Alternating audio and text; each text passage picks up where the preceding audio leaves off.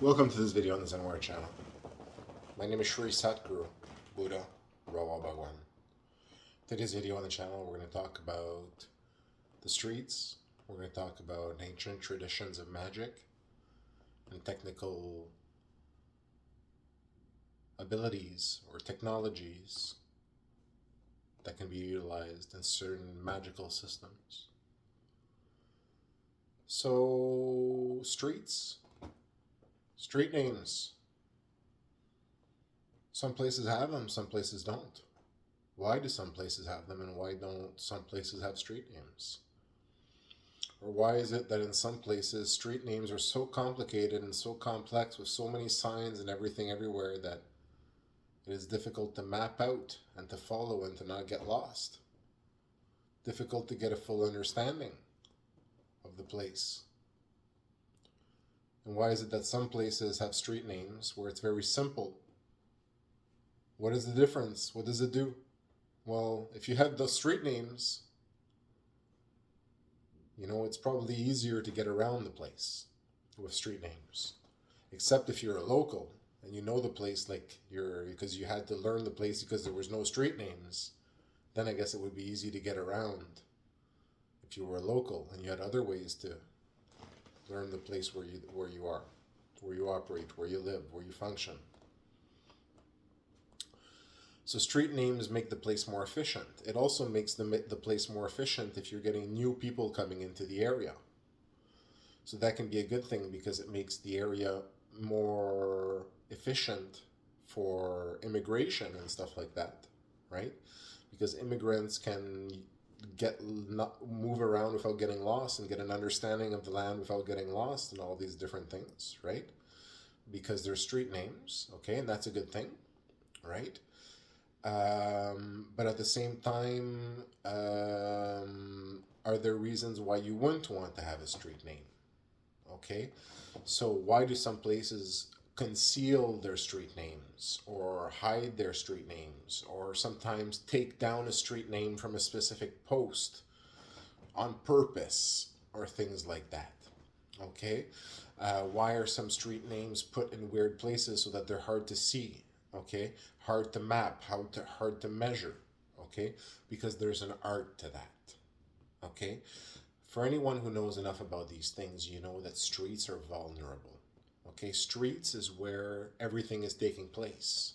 Streets is where we live, right? We live in the streets, we work in the streets, we get to work on the streets, we get on the streets in our cars, in our vehicles, in our bicycles, on foot, everywhere. To go everywhere we want to go, we gotta get into the street. So the streets is where it's taking place, right? And we know that for those who are wise enough to know of these things, that we're all computer programs operating a storyline, right? Which operates in different locas and all these things. So depending on the extent of your knowledge, and the experience of your vidya, right? What you've seen and your knowledge, right? Your gyan, your vidya, your knowledge, your sight, right? So this determines your ability to be wise, if you want to see it that way, in the system. So if you know enough, you know that the streets mean something, right? They represent something. And that everything that's taking place at the microcosm is also taking place at the macrocosm. That relationship is always happening and connected to each other. Everything is connected. Everything is one. Okay? As there is a division and reintegration of all things in creation. Okay? And how all things happen in waves of vibrations. So, street names versus no street names. If you have street names, more efficient, easier to get around. Okay, easier for new people to be able to orient themselves easily. Right? The same thing goes when you have technologies to make them accessible to everyone. Let's say you have a technology like Google or something like that, Google Maps, right? And now you can basically see street names on your tool and analyze them and see what they look like. And you can even use Google Street View to go see the city and what it looks like and what the buildings look like and all of these things, right? With these types of tools, such as Google Maps and all these things, you can now map out cities, map out streets very easily, right?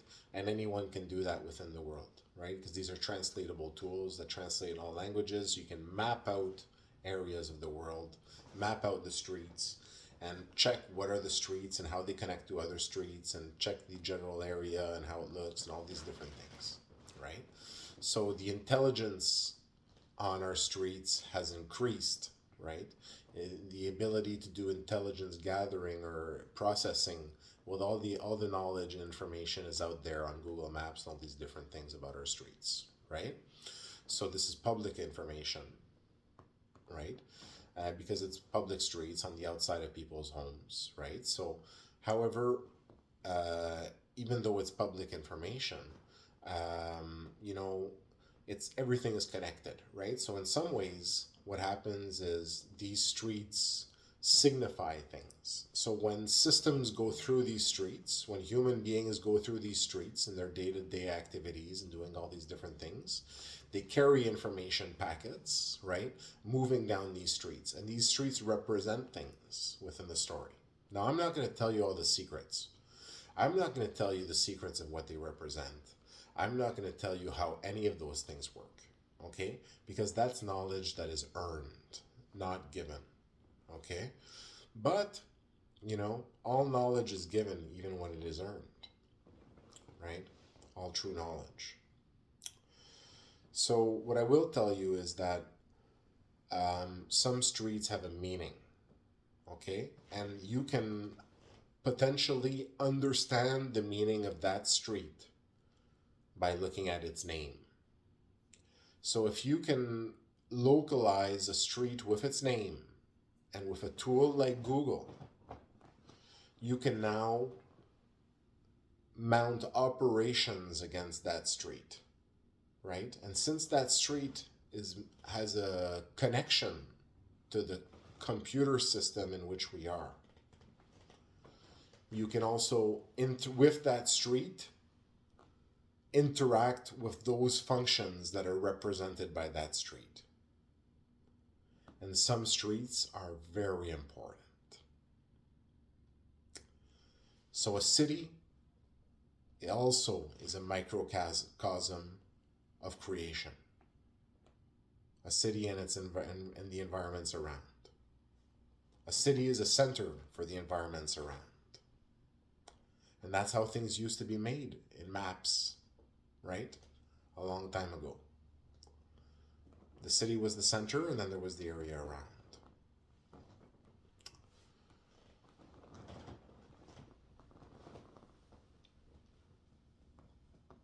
So information can be gleaned from the name of a street. And this is one of the reasons that some places do not give names to their streets. Places that know better. Because if you give your names of your streets and you consider that public knowledge, public information, you make it easy to map your streets for someone to get understanding of your streets, well, then they can go to your streets, maybe buy some property or something like that on that street, and do magical operations on that street. And one of the things that can be done to streets is data mining operations, okay? Including the famous Voodoo mine, okay? Or the famous Vulcan mine, okay? Or different types of mines which can be set up. And these are processes that mine the street, okay, magically, to basically affect the processes that are controlled and connected to that street in the computer in which we are. And these are ancient technologies, everyone who listen, okay? These are ancient technologies. These are technologies from before the time when cities ceased to be on this planet. And they are technologies that survived from word to mouth in different places. From family to family, to tradition, okay?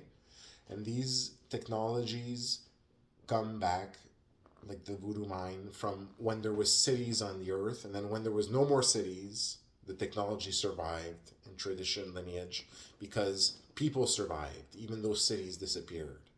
Okay, and these lineages survived.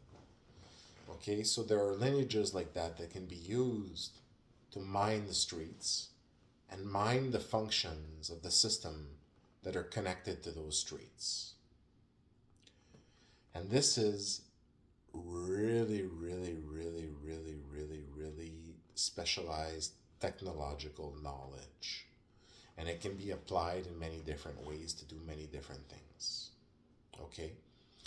For example, the significance of where someone lives. Okay, do they live in one place or another place? Okay, why do they live there? Why do they live in another place?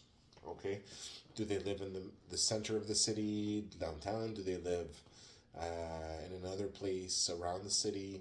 You know, all of these different things have meaning and significance. Okay, and as people move from one place to another, or all of these different things,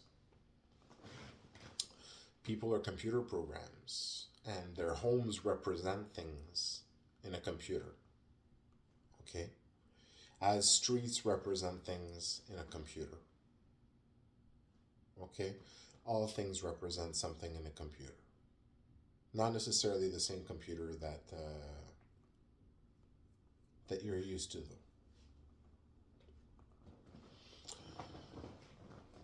So streets are a place where everything takes place. Okay, some buildings on certain streets have a special meaning within the story. For example, buildings that have been there for a long time have a special significance. Newer buildings have a special significance, right? With newer technologies, maybe, and things like that, because different buildings have different building technologies, right? And different iterations of that and construction of that, right? On this great, you could say, sim world that we have here to develop in, right? Which is actually just an intermediary stage before you get to judgment, before you get to paradise, right? So, street technology. And street technology can be applied to do different things. So, it's important for someone to protect their streets, and this is one of the reasons that many places will not make it easily available and easy to see a street name. And you go there and the street names are hidden. So often places like villages in Africa, no street names. Okay? You go to a place like in India, for example, no street names. Okay? These are cultures that know at probably, or some people know or remember these things, that there's reasons why there's no street names. And it's because that way the streets can't be targeted. So you don't associate the street to any specific function, right? Versus having a street name that has, for example, Main Street, okay? Main Street, or Main Street, where there you go, you're a Main Street. If you're a Main Street, well, you're the main, right? So, in all these different things, right? So, anyone who has a street that's called Main Street can be targeted immediately, right? By magic, right? And some street names are more common than other ones, right? So there's connection between all these things, right? And as you have microcosm and microcosm, which happens at the higher and lower level, you also have microcosm and macrocosm, which happens at the horizontal level, not just at the vertical level. Which means that people beside you and outside of you in all this is also the macrocosm of you, the microcosm. So everyone that you interact with is actually one with you. in a relationship between the microcosm and the macrocosm, which is also a relationship, what is called, the gurus will tell you, sattva, raja, and tamas, okay? Which is basically inertia, tamo inertia, activity, and luminosity, okay? So sattva is luminosity, raja, okay, activity, okay, and then tamas, inactivity, tamo inertia, okay, the darker side, versus the light, which it resides in sattva, moves to the raja, moves to the tama, okay, in rainbows of green light, which move from one to the next, coming from Shodasi, who is in sattva, okay. So